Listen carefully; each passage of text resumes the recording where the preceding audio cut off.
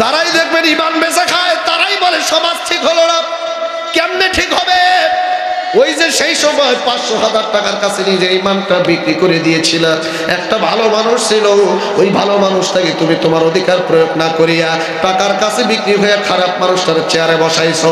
সুতরাং আম গাছ গেড়ে যেমন কাঁঠাল খাওয়ার আশা করাটা বোকামি, খারাপ মানুষদেরকে গদিতে বসাইয়া তাদের কাছ থেকে ভালো কিছু পাওয়ার আশা করাটাও বোকামি। কথা বলেন ঠিক কিনা?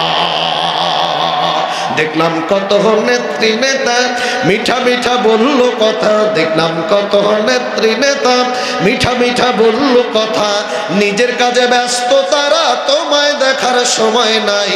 নিজের কাজে ব্যস্ত তারা, তোমায় দেখার সময় নাই। জেনে রেখো ইসলাম ছাড়া শান্তি কোথাও নাই। জোরে বলতে হবে। ও আমার কৃষক ভাই, শ্রমিক ভাই, একটি কথা বহিলা যায়, জেনে রেখো ইসলাম ছাড়া শান্তি কোথাও নাই। আমার কৃষক ভাই, শ্রমিক ভাই, একটি কথা বহিলা যায়, জেনে রেখো ইসলাম ছাড়া শান্তি কোথাও নাই। ইসলাম হলো চিরদিনের শান্তি সুখের নিশানা, ইসলাম ছাড়া অন্য সবই জাহান্নামের ঠিকানা, ইসলাম ছাড়া অন্য সবই জাহান্নামের ঠিকানা। ঠিক কিনা বলে?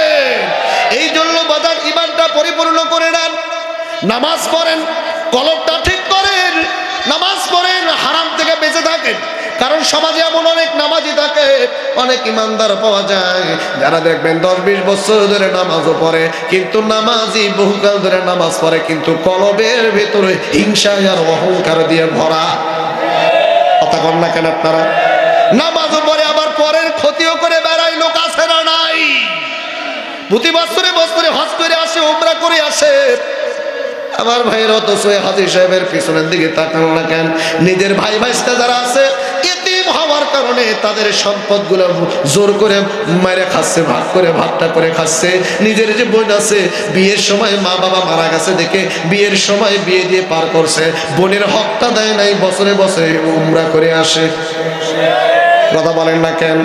ও তুমি হজ করিয়া করবা কি, নামাজ পড়িয়া করবা কি, অন্তর ভরা থাকে যদি তোমার দারুণ শয়তানি।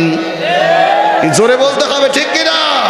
ও তুমি হজ করিয়া করবা কি, নামাজ পড়িয়া করবা কি, অন্তরেতে থাকে যদি তোমার ভরা শয়তানি।